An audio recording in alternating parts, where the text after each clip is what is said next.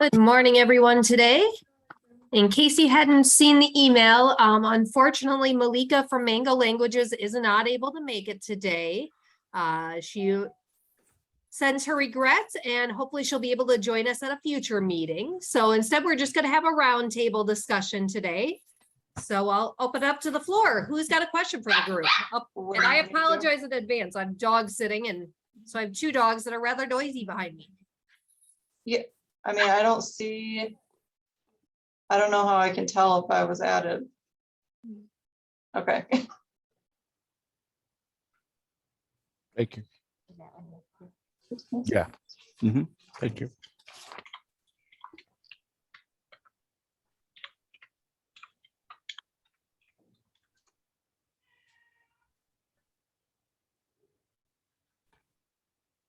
Okay, yeah, I'm in here.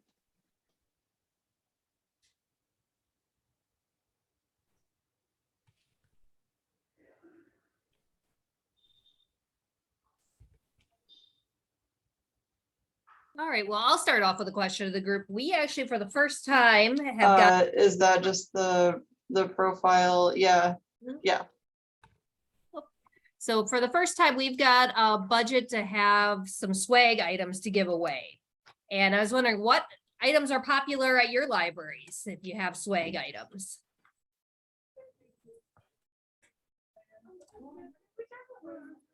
Good morning, everyone. We recently had a chance to interact with the Bloomfield Hills High School, and the most popular item was probably little hand sanitizers. I'll try to find one to hold up if I can in my desk. That was popular, and highlighters. So those are two that we had that were extremely popular. That was at the beginning of the school year, though. That's good to know. I would have thought hand sanitizers wouldn't be as popular, but. And then we've got a couple people that chat. Katie mentioned that pens, pencils, and bags. Oh, cool. They just look really Peter? cool, I think, more so than being hand sanitizers. So Katie said pens, pencils, and bags. Alyssa said water bottles and jar openers. Oh, I could use one of those. And got Kayla saying a yearly wall calendar. Everyone loved those.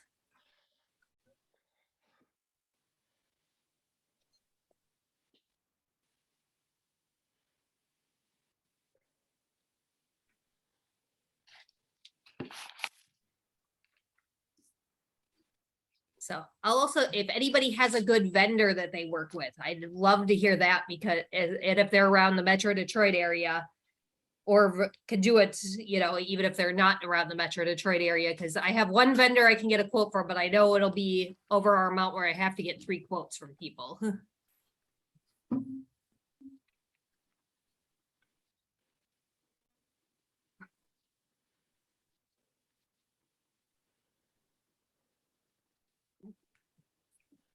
Okay, so Alyssa recommends 4imprint. I have worked with them way in the past. I got some banners from them. They were good.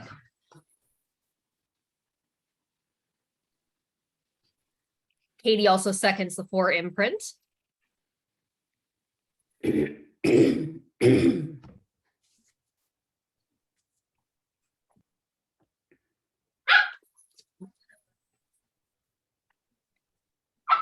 So who else has a question to pose to the group today? I know it's a surprise roundtable, but we still all have to have questions and concerns going on. Come here, Pishu. Hi, good morning, everyone. I don't know if this is the proper time, but I'm new to the group. I am on our marketing committee, but our normal person, Killian Weston, couldn't make it today, and our second option also couldn't make it. So I thought it'd be a good opportunity to just meet all of you. Good morning. And I was just wondering, is there like a snapshot or an elevator pitch that we give that can tell what the group is about, Yeah. or a web page I need to go to before I ask such stupid questions? Well, Peter, first off, welcome to the group. And you know, Thank you. I'll do the teacher today. There is no such thing as a stupid question. Just stupid people. Never mind. Nope. Sorry. Reflex. No. Basically, we're just a group of folks who work in libraries in marketing. For some of us, it's our sole function. For some of us, it's one of, the zillion and one hats we wear.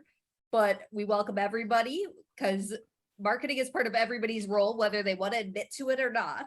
Absolutely.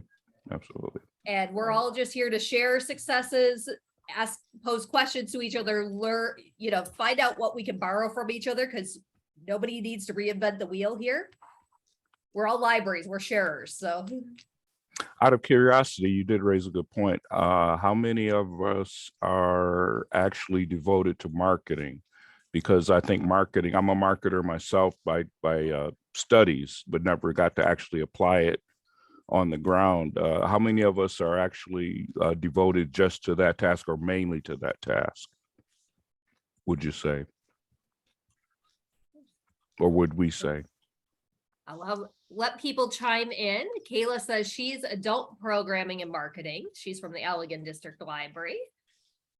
I'm actually from the interlibrary loan. I'm not actually the marketer of Yeah.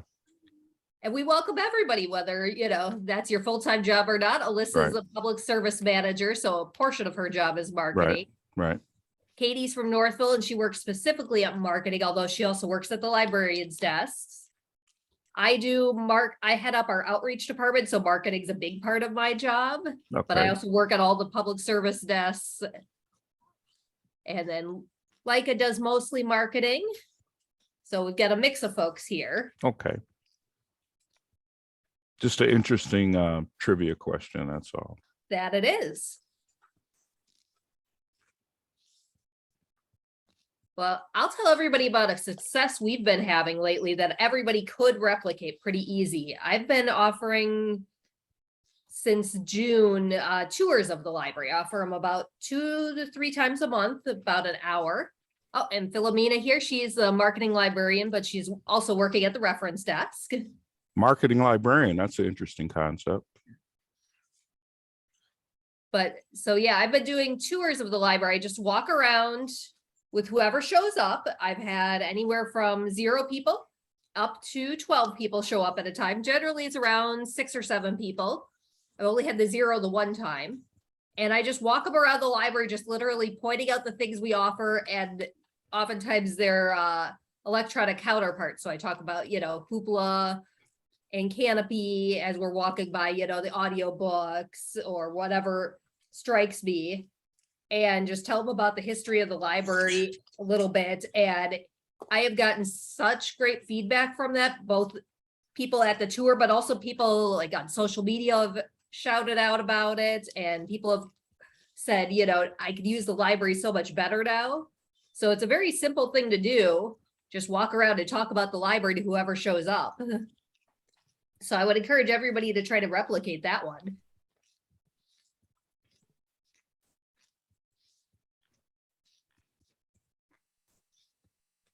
And then we got a question Kayla posed in the chat, and she's making the newsletter and she's wondering what everybody uses to design their newsletter.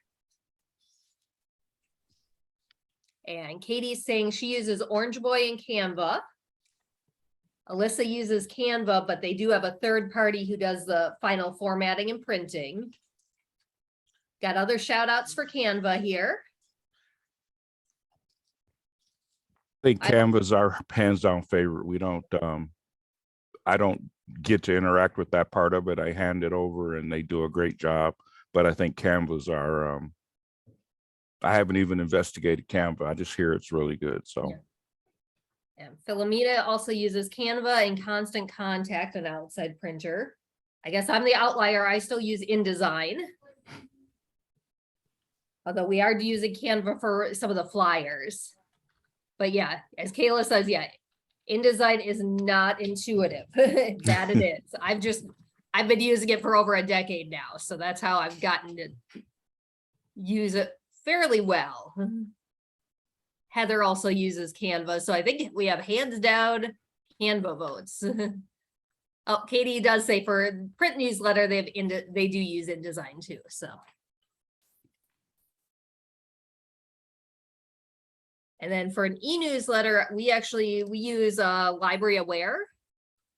which is a pretty cool and fair. It actually cost us less to use Library Aware than it did to use MailChimp, which is what we had used prior to that. And Library Aware also, as Laura just pointed out too, that it has some ready to go flyers and social media stuff in there, which I need to use more of. I use it a little bit, but not as much as I could use it.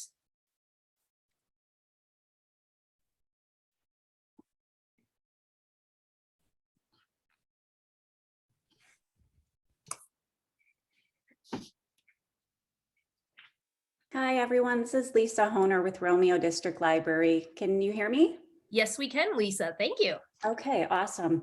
I don't mean to cut anybody off and continue your conversation about newsletters, but I'm wondering if anyone out there has done a community reading program.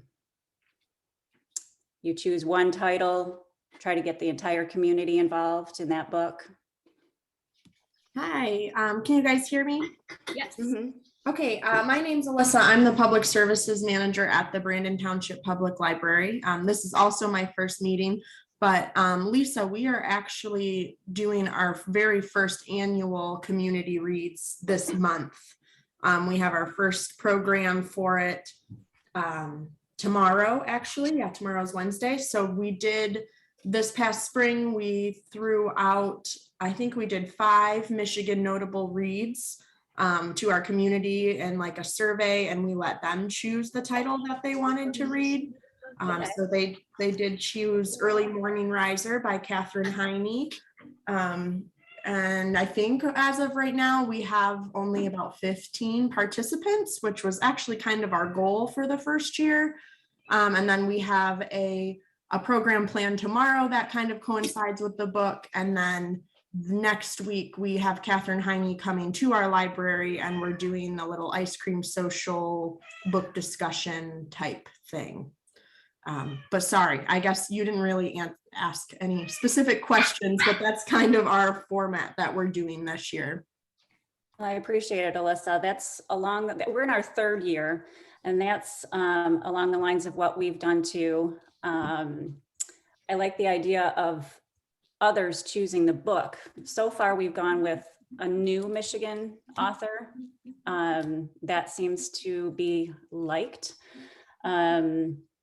But one of the things we're talking about is how to get people to actually read the book.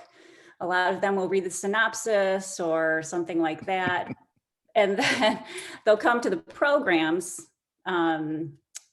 Some here, some there, but we'd really like to have more surrounding the book conversation.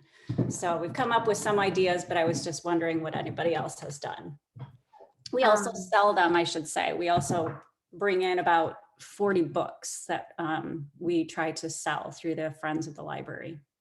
Oh, okay. One thing that we did do too to kind of increase the book discussion portion is we post like a weekly kind of question or prompt on Facebook, well, all of our social media and also our website. We do it like every Friday morning, and we did it for, I think there's like 5 questions, so 5 weeks. And we only have about 6 to 10 people commenting every week, but you can tell the people that are commenting did actually read the book. Okay. Yeah. Okay. We are talking about holding some book discussion circles at the local restaurant, and hopefully getting to have the restaurant serve up some Greek food, because that ties in with with the book, so with one of the characters in the book. So and yeah, we've talked about the prompts and maybe even a custom newsletter for those who sign up. So thank you, Alyssa. You're welcome. And in the chat, we've had some other suggestions as well. First off, just jumping back, Laura mentioned that if anybody's interested in Library Aware, MCLS does have a group license to help a group purchase license if you want to make it cheaper for yourself. But now on to the One Book One Community is Katie mentioned that they pick a book and host a author with other libraries, pool the budget for the author visit, and then each host separate programs, including book discussions. And Heather suggested having a book trivia challenge related to that book. And then Katie added maybe an incentive, like, and then advertising it around town to help get people to read. We participated in a version of it called Everyone's Reading for a number of years with a couple other Metro Detroit libraries, and we had mixed success in getting people to actually read. We'd always do it as one of our regular book discussion selections. We'd slot it in. We'd know every, March or April it was going to be that book. So they'd leave it open. And so we at least had the dedicated core group of our book discussion reading it. And then it was always the challenge to get anybody else to read it. I think it was a challenge during the Everyone's Reading. I think it was a challenge to get people to read it, but if you can tie it in with the author visit, I had the chance to go to the one I think Troy hosted or joint hosted with us for Station 11. And that was an excellent thing. I don't know if everybody there read the book, but meeting the author and having everyone read the book, that was one of the best programs I've ever been to, large scale programs. Yeah, we bring in the author at the end. So we have about 4 months where we promote it everywhere, all over the place. And then we have 4 programs, I want to say 4 to 5 programs. And then the very last program is when we bring the author in. So.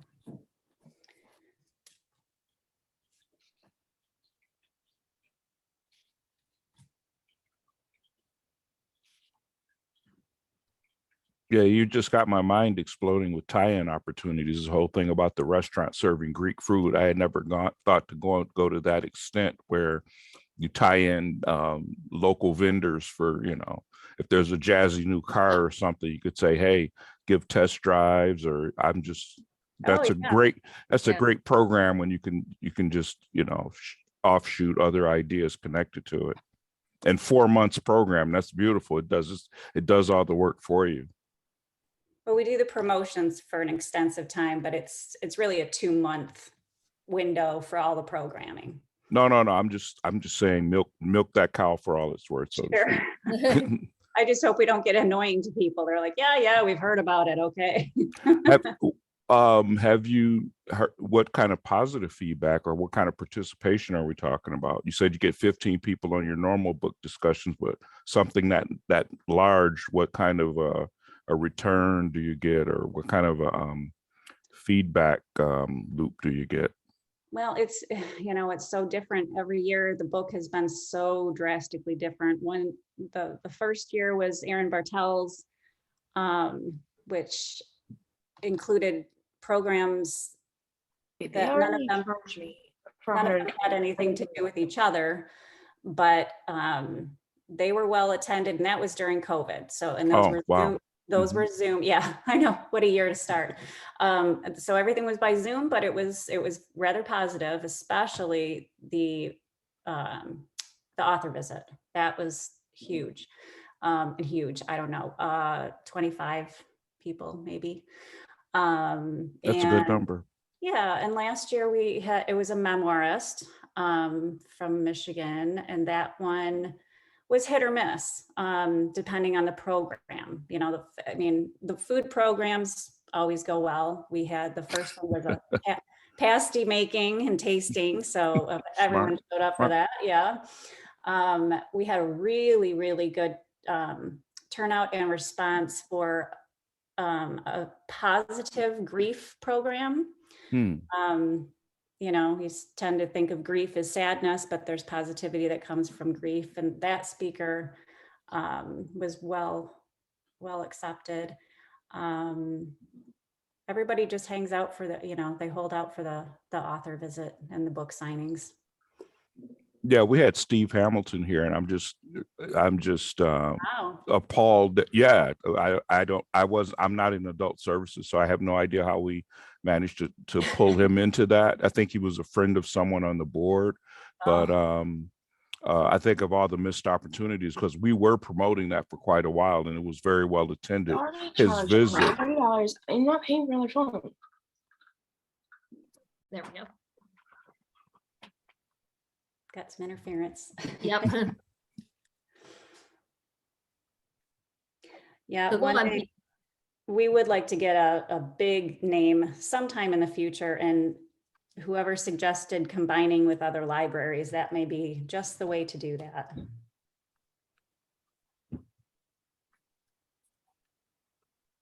Yeah, I think it's definitely worth combining it with others, because even with you combine with others, it can be, difficult, as Katie put in there, difficult to get people to read the book, and it truly depends on the book. And if you happen to, tap into the zeitgeist of the moment, which you can never, since we have to plan it out so far in advance, you never quite know if you're going to hit that or not. Right. And then Laura mentioned that Kalamazoo has done a one book for years, and that they hold small events and book clubs throughout, and then do the author hosted. That this year they're going to be doing a big one for their 150th anniversary celebration. Well, way to go, Kalamazoo. Yeah. And they're doing surveys to determine which direction to go next. Yeah. So they took Perfect. a year off from this year from having a book or having an author, and they're doing surveys. But I'd like to mention, sorry, I have my camera off, I'll turn it on. So a few years back they did, and I'll type the book into the thing, but it was about unhoused people and economics, and really understanding like the circumstances people live in and how they end up there. And that that particular read became a central turning point in which my church decided that they were going to raise $1 million to help deal with local housing issues.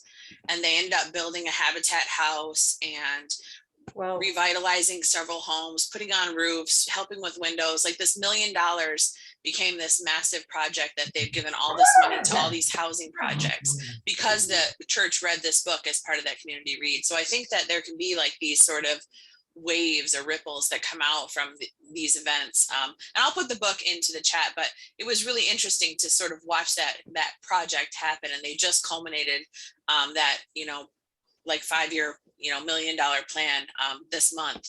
So I think that there's ways that communities can do things like that, and it becomes like a huge community thing. It's just picking the right book. I don't know. I can't hear me. Sorry. Just picking the right book. thank you.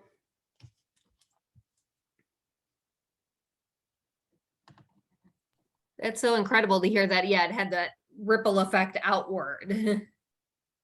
Because that's what we wanted the libraries, is to be that thing in the community that helps people succeed, helps people, grow in whatever way they want to. And that's awesome. To see that the library kind of was the impetus to start that. I even would take that, and if you could, you encourage them to try to get a news article out of that, since it's the $1 million has just been raised, combined with the church and the library, to see if you can get some good press coverage from that. Mhm.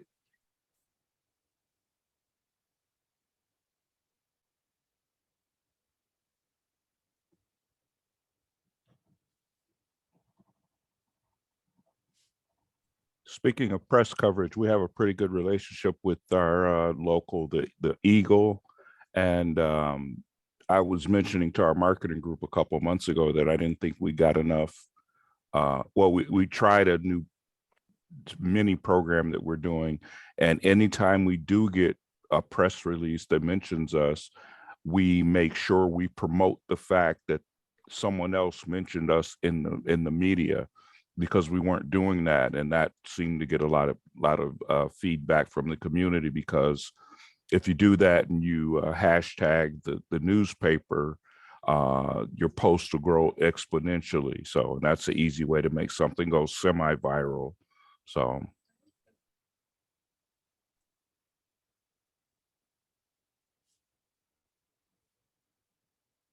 Yep, that is always a good thing to do. I know we just got really nice write up for a program coming up Wednesday in the Metro Times, and we shared that one. And that's going to be a sellout concert for us. So it's a good, bad, good problem. Like, how many tickets to sell in advance? How many to leave for the door? So you guys have a big library, so I recommend standing room only. I've been there a couple times. You got plenty of room, so to Yep. speak. So to speak. And Laura put in the book that she was talking about that was about housing woes is called Evicted by Matthew Desmond. And she does have a link in the chat for history of Kalamazoo's One Book, One Community program. And looks like the church, the UMC Kazoo Community Outreach Dream Fund. I like how they call it a dream fund. That's a cool just name for it.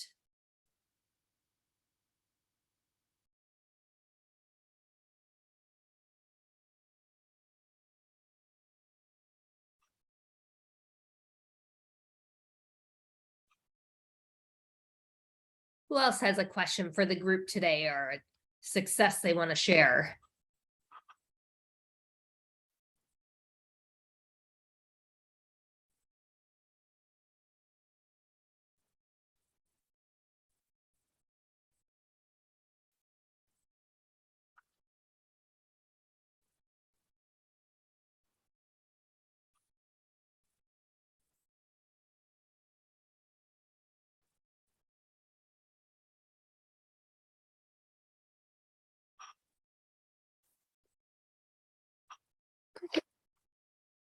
Say, if you don't want to, feel free to post it in the chat and I'll read it out if you aren't able to chat or don't feel like chatting today.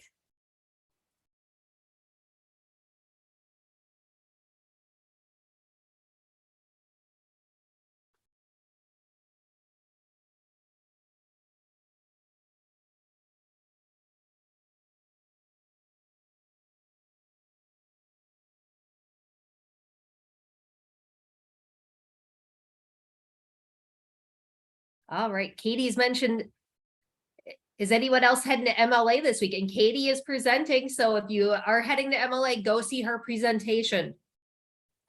Unfortunately, I'm not making it this year, but Katie, I'm with you there in spirit, and I wish you the best of luck in presenting.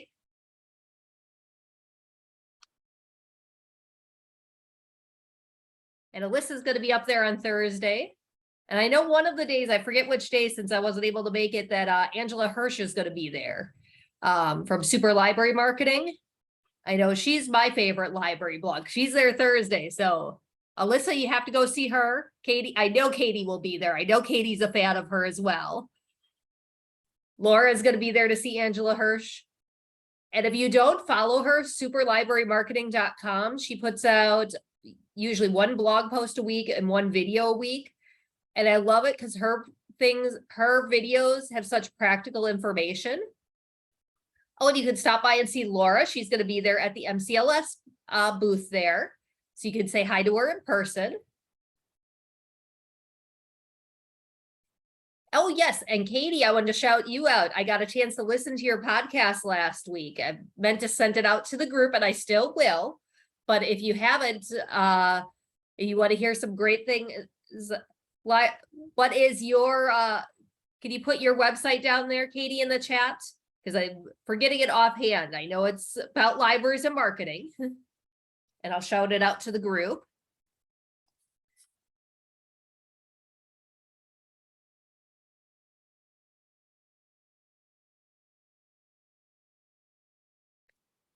Yeah, Katie's got a couple of podcasts under her belt now. And she's had some great guest speakers come talk about marketing in libraries. So I encourage you to check that out.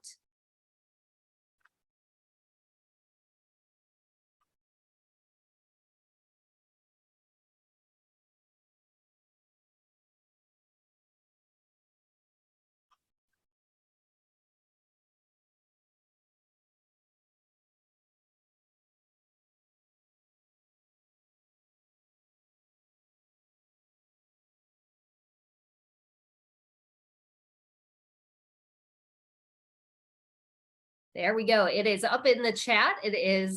Her podcast is called Library Marketing, and the link to it is in the chat here. So if you're watching it live, grab it there. If you're watching it, the recording, look for the chat portion there so you can copy and paste it and check out Katie's podcast.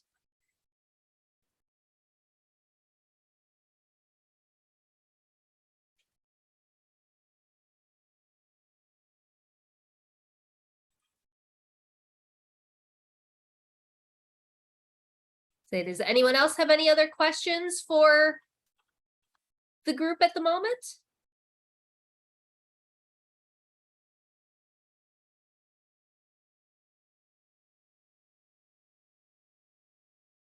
Lisa's got a good question.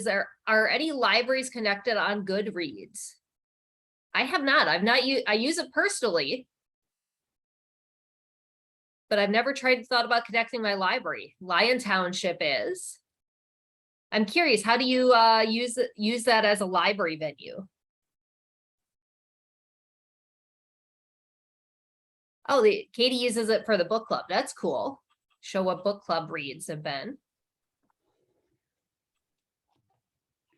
I'm not sure either what connection there is. I just remember a blip of, one of my frantic days. I saw something on Goodreads when I was on there personally, and I saw another library's name come up in connection with a book. And I thought, well, how does that work? Can we somehow get our inventory in there? I wasn't sure, so I'll have to check into what Lyon Township does. And Katie just posted up that they keep track of their book club, the books they've read in their book club through on Goodreads. That's a good idea. And Katie also said you can make curated lists in there.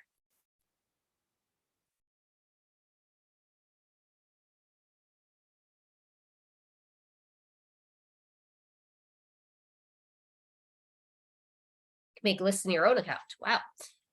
There we go. Let me admit Heather. Mine always just has the ever reading to read list, and doesn't matter how many I read, my to read list gets bigger and bigger, not smaller and smaller.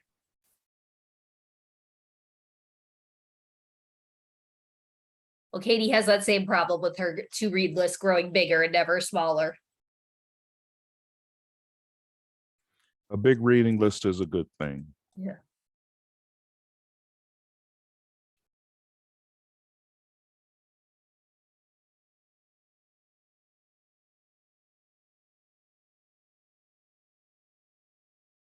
That it is.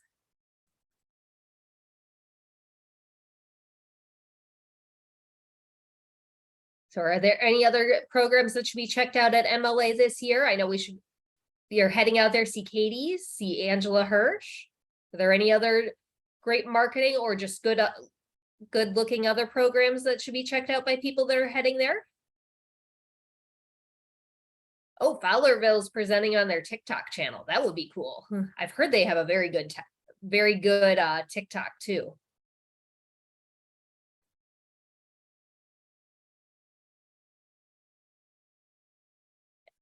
And that they have a large following. That's so fun. I got to get more into TikTok. And Heather's joining. Hey, Heather, welcome. It doesn't matter if you're joining late. We welcome you here. And she's curious if anybody is heading to the Library Marketing Conference. I think that's coming up in Indianapolis in November. Like, Katie, you're heading there, aren't you? Yes, she is.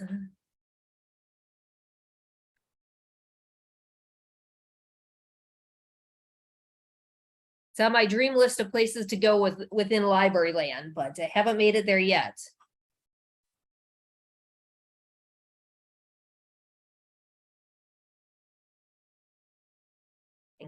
All right, that's good news. Katie's going to ask a bunch of people there and get them interviewed for her podcast. So perfect.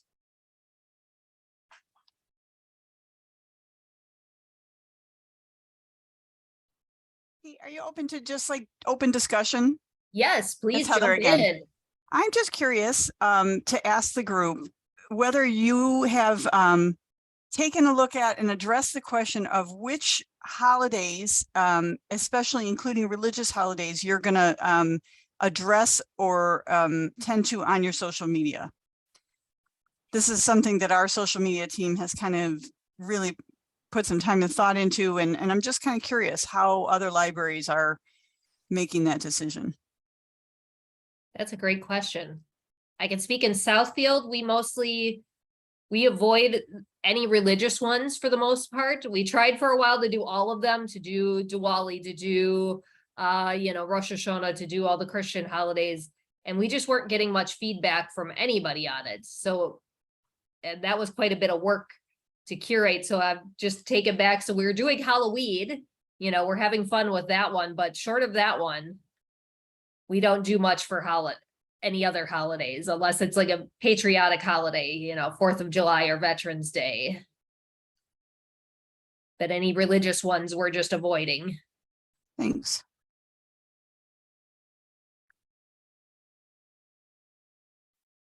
And Kayla says they go with winter holidays to cover both, Christmas, Hanukkah, Kwanzaa, New Year's all together. And Katie is saying they don't typically do it on social media, but they will do it in book displays, I think, in the library. Am I reading that right, Katie? And Mother's Day, Lisa is saying Mother's Day gets lots of attention in Romeo.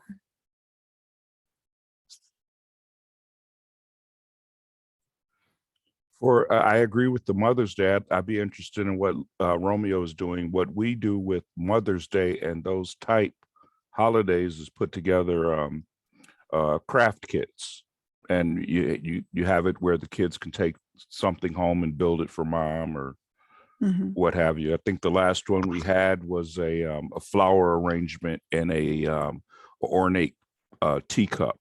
That was really big. I think we got rid of 150 or so of those. That was a really huge one that we did for Mother's Day. That sounds very cool. I don't know the budget on that though, but it was inexpensive because I know we did a lot of Dollar Tree runs before they went up a quarter. So I love that, Peter. We do craft kits in Romeo, and especially the adult craft kits in the summertime just fly out. Yeah, those are popular here too. That's amazing. I don't know that we've done one for Mother's Day, but I know anytime we put up a take and make like that, they just go. Mm-hmm. You'd be surprised how many adults are bored and need something to do with their hands. So and we've done tons of them, but I do remember the Mother's Day since it was mentioned. I don't remember all of them that we did. We did another one that was it wasn't a holiday. I think it was a Thanksgiving wreath, which was odd, but that was really huge. It wasn't attached to Christmas. It was just sort of a seasonal, maybe a fall wreath. And that was very clever because the little tchotchkes for fall, like the leaves and all that, was fairly inexpensive. You just buy a big bag of fake leaves and that goes into the kit and you're all set. So a couple of things to share from Plymouth. We have started doing low vision kits, low vision activity kits. We used to have a low vision meetup and the attendance just was dwindling. So we have changed gears to do take and make kits that introduce ways to do activities despite a low vision diagnosis. So that's newish. So the verdict is out yet on, but they seem to be all getting taken each time we put them out quarterly. So that's something to just share. And then regarding this holiday discussion, where we're at right now in Plymouth is that we went, like you said, we went around in circles because we were trying to be judicious in covering the main holidays for the primary religions. We went through the school system to find out what were the primary religions, and we decided to kind of pick the top 2 for each one. And we put a lot of time and effort into that list, but then we sort of arrived at the point that our social media was so full of acknowledgements of religious holidays that we decided we need to revisit it. So we revisited it and decided instead that we would acknowledge only the federal holidays on our social media. It's a little bit painful though, because that means that we're not acknowledging Halloween on our social media. We're not acknowledging Thanksgiving. So it's just in, you know, it's, I think it's an ongoing process of us trying to figure it out. And we do, you know, we do different displays for some of the different holidays and that, but in terms of our social media, just trying to control what all it's filled with, that's been kind of the path that we've been on, which is why I raised this question, because I'm just kind of curious if other people have made different decisions and how that's going for you, you know? I'm not a librarian, so I don't get to decide, but from what you're saying and the thought that comes to me is just to sort of subversively work it into the book recommendations scroll. Instead of doing a full-blown thing, you can put a holiday 5 books in the book scroll, and that way you're sort of acknowledging it and promoting the collection at the same time without really putting too much effort into it. A simple search of your own catalog, or, you know, go to that shelf and just scroll everything on that shelf or that section.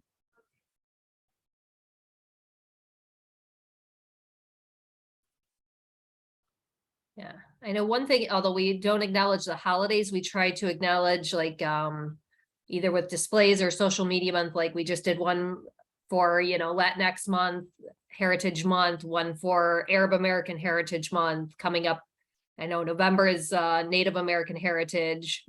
We've tried to do that either with a book display or a social media post.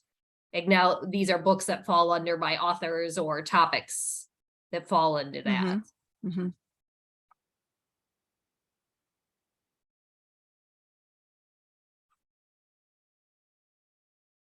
And change of topics, but I want to mention before I forget that it's in the chat.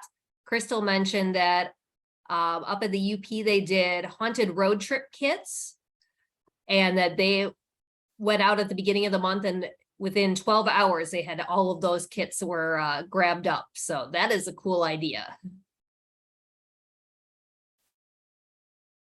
And then let's see who is, and Katie mentioned they're concerned about, you know, reactions from overlooking someone, making someone feel unimportant or offending someone. And that's a difficult conversation. So I'm glad you brought it up, Heather, because it is a good, you know, it is who do you acknowledge, and then consequently, what do you not acknowledge? Because you're right, you can't acknowledge everything, or that is all you're doing.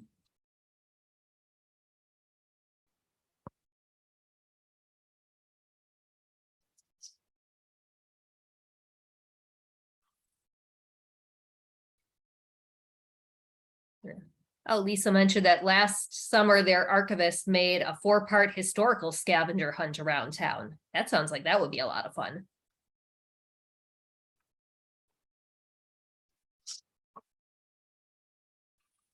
And Philomena mentioned that they've done, make sure I get this, they're doing trunk or treat, and they're also doing a mini golf program at both of their libraries. Mini golf sounds fun. So I have another question. Sorry to like monopolize. I hope you don't mind me throwing another thing out there. I am I'm curious, what are people doing with press releases? Are people still sending press releases, and what kind of pickup are you getting on them on your local paper? Because sometimes I feel like I'm sending press releases out into a void, and I know it's a little bit old school. So I'm curious if anybody is being successful with sending press releases to local newspapers, or if you have any advice for me on how to do that better. Yeah. Katie mentioned she's from Northville, that they send press releases, but that they do it more for their community, send out for the community more so than for the newspapers. So like the people who are in the city hall and, you know, different organizations like that, or? Yeah, she said, and the websites like the Patch or Oakland 115. And then Tamara mentioned they send out press releases to 2 very local newspapers. Katie's going to get us the links. I have actually stopped sending out press releases for the most part, except for really huge events, just because my staff member that did that left, and I can only pick up so much of her job in the meantime until we get someone to fill that role. And it's one of those, I don't know if we'll send out press releases for everything again, because it was a lot of work that rarely got picked up on. Yeah, I think if you have a really big thing to announce, it's likely to get picked up. We got rid of our fines 2 years ago. We made a press release for that. When we started our community read, we did that. And when we became QSAC authorized, we did that. And those are the only ones I think that we got coverage for through the Macomb Daily. Okay. I feel like it's such a no-brainer when libraries have good news, like good news. It shouldn't be this hard to get coverage. I feel like, you know, if the papers are looking for a balance to all the bad news out there, but I'm less successful than I feel like I would be, you know? I don't know what community you're in, but it seems, I agree with you. Libraries are good news all the time, but I think that the tendency toward papers is events oriented stuff. It's easy to get on, like our facilitator was saying, the Metro Times will pick up on an event quicker than they will send out a reporter, or I don't know all the papers, but I know the Metro Times is, you know, most papers want to put you on the events calendar. And then if it's a really good event, which could be anything, author visit or whatever, they will send out someone to cover it. Or if you're capable of covering it and giving them the raw material to make a Yeah. blurb or a caption, you know, it might not be a full-blown story. So Yeah. Oh, I've long ago given up the idea of a reporter coming out, but Yeah. you know, when I send like a press release with all the details and a decent photo, it seems like, come on, you know? I know, yeah, it's tough. Are you sending it directly to a particular editor? Yeah, well, we just went fine free October 1st too. And the reason this is on my mind is that, you know, we got pickup by some of the larger outlets, but like the Observer didn't cover it. And then I actually reached out to the executive editor last week to say, like, am I sending things to the wrong local editor? Because Yeah. that feels like a big story. And then it got picked up after I sent something to the executive editor and said, hey, I was surprised you didn't pick up this story. And I've had to do that as well. Just be the squeaky wheel. yeah. Yeah. Okay. All right. Sorry, it's just a tough road, I think. You're on the right path though. Yeah. I was mostly just curious if people had just given up on press releases altogether or whether people were still trying to achieve that. Or whether anybody is actually assigning staff time to hit all those little calendars and send your, you know, update stuff to the little calendars. I'm wondering if anybody is having success with doing that. I know it's kind of a big staff time. Our on-desk librarians do send their calendar items, and I don't know how frequently, but I want to say monthly. And it's usually covered, usually picked up. Okay. Thanks for that. It's tough to submit them into all the papers. You have to, you know, pick and choose which events calendars you're going to try to get in, because it does just take a lot of time. It's not difficult, but Yeah. And someone mentioned they've gotten people, Katie said they've gotten people out of town that have attended their programs. And I know one way I don't know that we've gotten that, but one way that we're trying is to put things on puremichigan.org. I think it's .org, maybe it's .gov. So yeah, you just set up an account and then you can plug in whatever. They have a calendar there? Yes. Terrific. Thanks for that. Yep. yeah, I do put about, one or two, like the biggest programs up on Pure Michigan. Okay. I don't know if I've had anyone tell me they've seen it from there, but I do that. I do Facebook events. I put it up on our website and occasionally on our local CNG newspaper. But I only do that for the biggest ones. I don't do it for story times and all the just kids craft programs or like book discussions, just because it's too much.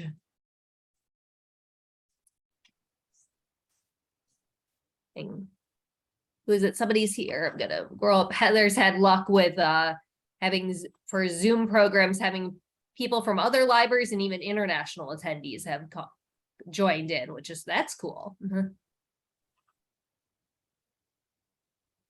But Oakland County Moms is good for youth events. Okay, that's a good one to know. Does anybody know if there's a Wayne County version of that? Wayne County Moms Youth Events? Oh, I'm I know sure. there's Little Guide Detroit. And is it Hula Frog? I want to say. Thank you.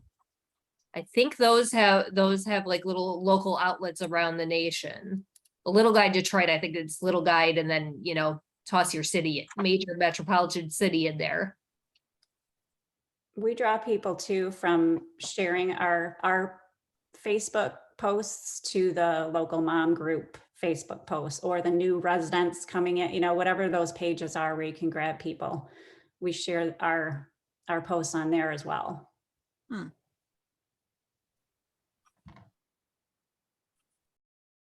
Thanks. Yes, try to find out what's active in your, like, we actually have in Southfield quite a local, our next door group is quite active. So I do post up to there a couple times a month. I So- didn't so much in the past, but it's grown more active, I post more. I'm curious about that because I went through all the hoops that Nextdoor required to make a business account because they wouldn't approve us to be a government account. And then they came back to me and said, oh, now you can be a government account. So I made that, but they limit one post a month. Are you Oh, getting around that somehow? I think I've had an account there for years, and I think is as a personal account, and we've just Okay. fallen under their radar. Okay. Cause yeah, I don't have any limits. Okay. Cause yeah, that would be very annoying. Cause big stuff always happens all at once, and then you could go 2 or 3 months without anything wanting Yeah. to share. Yeah. And it looks like Katie had the same thing when she was at Lyon Township. They had a personal account.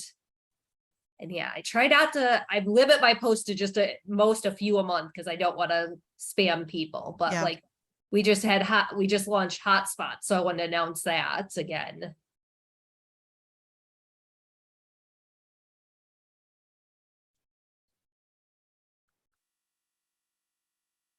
Are other people doing hotspots? And are you doing a computer with them or just a hotspot? We just launched ours. We have 28. We launched them last month, and we have just the hotspots. We're gonna do actually circulate some Chromebooks starting next month. We've had a Will little be bit of, we're separate. doing Chromebooks with hotspots only as a set, and we've had a little bit of trouble with that lately. People damaging them and not returning them and things like that. So we're working through that right now. That's always the tough thing of doing the higher ticket items. We have discovered that we are now requiring ID because we actually had someone borrow one with someone else's card that was not approved to use. And so Oh. Well, Tamara mentioned that a couple other people mentioned that they have hotspots, but Tamara also mentioned that they have laptops that can be checked out too. So maybe look at Clinton McComb's policies. I know at least with the hotspots, you can turn them off. Excuse me, turn them off. disable them. Yeah. So that way they become useless. Can't quite do the same thing with the Chromebooks, at least to my knowledge.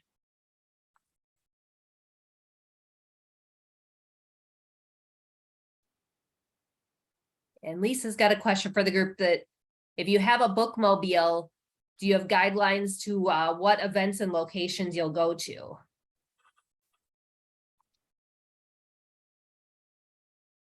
Plymouth has ordered a bookmobile, but it's been on order for a year now. So I'll get back to you on that if it ever shows up.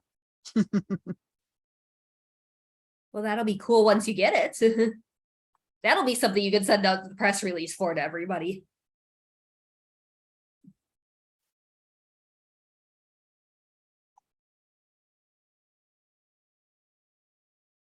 And Philomena has mentioned that they have hotspots and laptops, and they're going to be getting Chromebooks soon. And she's from Dearborn Heights.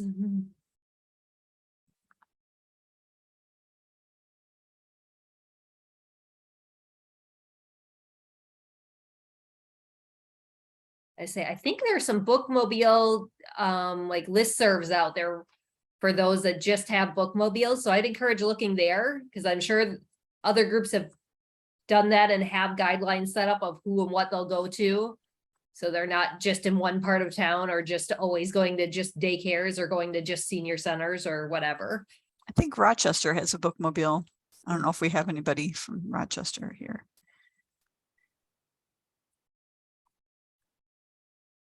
And yes, yeah, Katie confirmed that Rochester does have the bookmobile.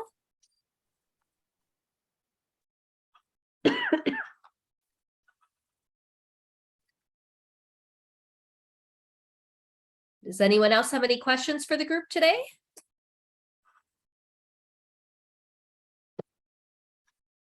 All right, if not, our next meeting is going to be November the 15th. Looks like that's the third Tuesday of the month. So good, we're not the day, 2 days before Thanksgiving, so.